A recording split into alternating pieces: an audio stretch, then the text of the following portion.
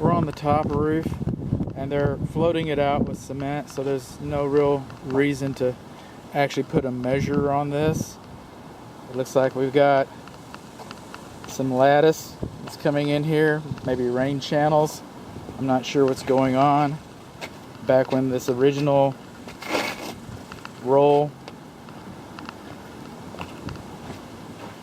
was installed, composition roll. These seams, they should have had beads so that you knew that it was completely sealed.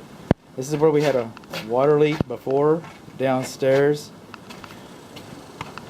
Then around here on this corner, they got it sealed with a bunch of pookie. Okay, that's about every year we're going to be dealing with that. So just so that you know.